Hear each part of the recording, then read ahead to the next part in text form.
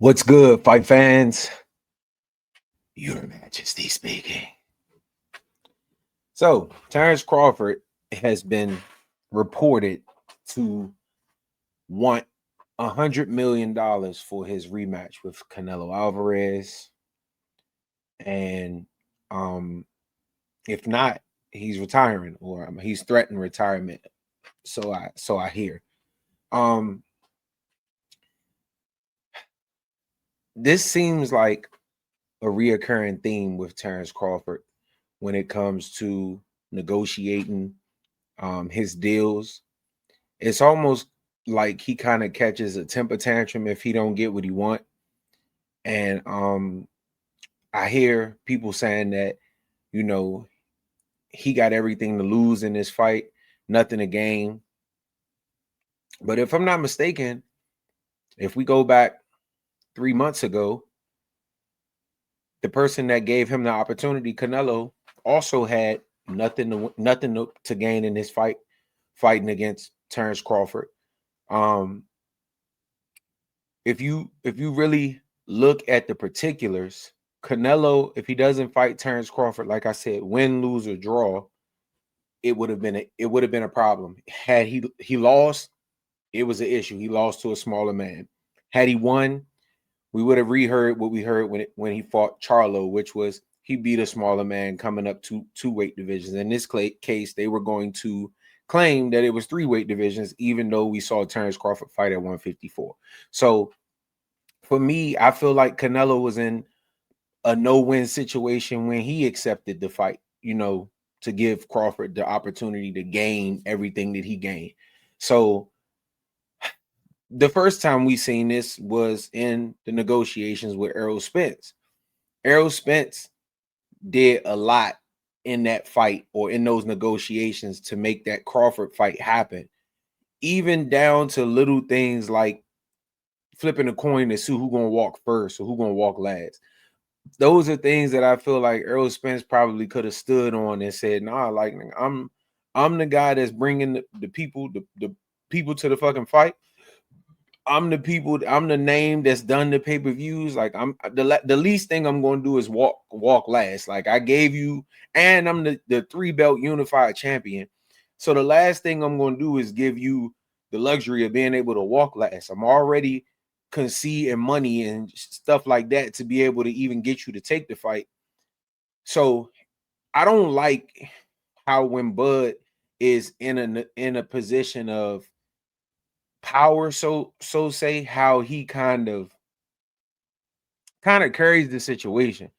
You know what I'm saying? And to me, had it not been for Earl and had it not been for Canelo, we wouldn't look at Bud the way we look at Bud. Like a lot of Bud's fandom and a lot of people who jumped on Bud's bandwagon came from the Errol Spence fight. Granted, I'm not saying he didn't have fans before that, but a lot of people that hopped on because of the fashion that he beat Errol Spence came on after the fact. So if Earl does not concede things or go against the wishes of his promoters and advisors and stuff like that, Bud is never even an opportunity to get a fight versus Canelo. Of course, I get y'all gonna say, "Oh, this ain't about Errol Spence." It's not the point. The point is, when a person shows you who they are, believe them. As simple as that. And Bud, even in his negotiations with the Canelo stuff, he said he sat in a room for 9 hours. You know what I'm saying? Like, I just know I wouldn't want to deal with a motherfucker like that when it comes to negotiations. So to get to the point, I want to say this. Is Bud in a position to demand 100 million? Realistically, I would say no. But I know how he's going to use his victory over Canelo to pretty much say that that's why he deserves it. Now, once again, I ain't in nobody's pocket. I ain't lobbying for nobody to be able to get a certain amount of money or whatever the case may be. I'm just speaking my thoughts on what I think about the situation. I think us as a fan base and boxers too have to get out of the notion of, if I beat the guy that's the money man, that now makes me the money man. That now means that I deserve to be able to do this or do that. That's totally false. That's not what the history of the sport of boxing has shown us over the years, that if you beat this guy, outside of maybe two occasions of a person beating somebody and then blowing up and becoming the guy that everybody wants to see or want to see lose, you can't point to too many situations where a person beat the main guy and then just became a superstar. You look at George Foreman, he didn't become a super duper star after Frazier. And granted, I know times were different. It wasn't pay-per-view buys, and money and inflation has changed things nowadays. But if you look at what history shows you, Larry Holmes didn't become a huge star because he beat Ali. Ray Leonard was the man. He didn't beat nobody to become it. He just was a stud from the Olympics that everybody gravitated to. He had a great personality. He smiled a lot, and he would beat your ass in the ring. And so that's what made people gravitate to Sugar Ray Leonard. It wasn't because he beat anybody that was the man. If you look at Mike Tyson, the way they built him, his aura, the fact that he was knocking people out, and you had to get to your seat and you didn't know if you missed the first round, if you was going to miss the fight. That's what put Mike Tyson in that space. When Buster Douglas beat him, he didn't become a huge star. You know what I'm saying? Like, outside of Floyd Mayweather beating De La Hoya, you can't really point to too many situations where a guy beat the face and then became the face. It's even Canelo lost to the face and still became the face. Like, we have to get out of thinking just because you beat the guy that makes you the guy. Now, if we can look at this like NFL teams, right? If you're a Philly fan, I'm a Philly fan. It does not matter how much the Eagles lose, I'm still going to like that team. If you pay attention to boxing, it's kind of that way. Outside of a few people that hop on the bandwagon once a person actually wins, but your fan base is normally your fan base, bro. Like, now, is there a point where you can get to where, man, people that's not your fan base want to see you lose based on how you carry yourself? Yes. And can that blow you up? Absolutely. But when we just looking at how you become the money man in boxing, it's not because you beat the guy who is. I had a discussion with a few of my friends, or whatever the case may be, about who had the most to lose before Canelo fought Crawford. They thought Canelo had the most to lose because if he lose to a smaller man, you know, what is that going to look like? It's going to tarnish his legacy. You know, it's going to do whatever it's going to do, losing to a guy who he really has nothing to gain from. My perspective was, I thought Bud had the most to lose, because when we look at what Canelo was, right? I don't think anybody had Canelo in that Mount Rushmore conversation for greatest fighters to ever live.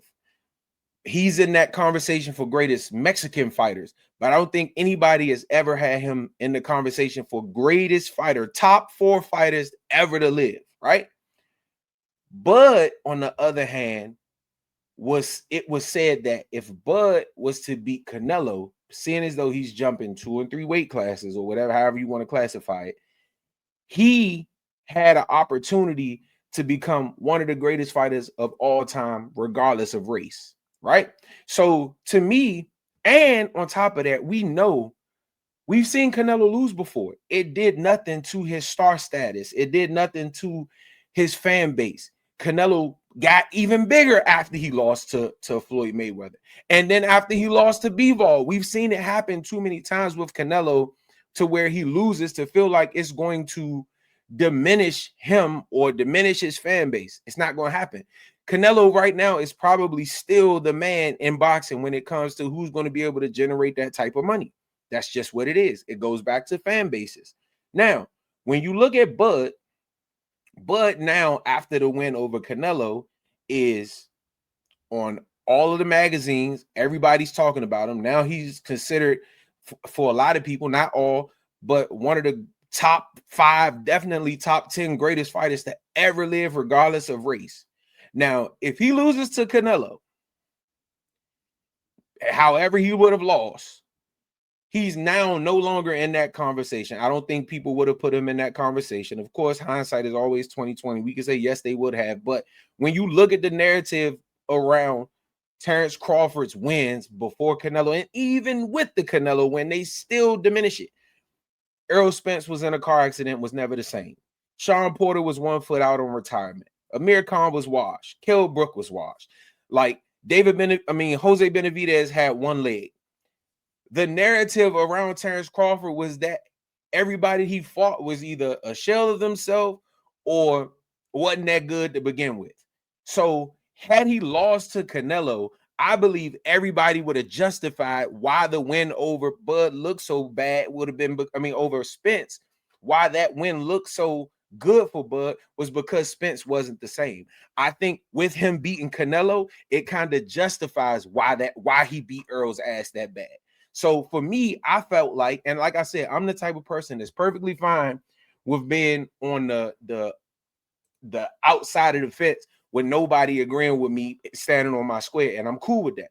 But when you look at it, what is Canelo lost? We see everything that Bud has gained from that win. What is Canelo lost from that win? Canelo is still going to be able to come back and do his thing. And so to me, I think we got to get out of that. If I beat you now, I'm the man. Nah, bro, you still got to be able to sell tickets. Not saying that Bud can't, but I'm pretty sure he still can't sell them like Canelo, even though he beat him.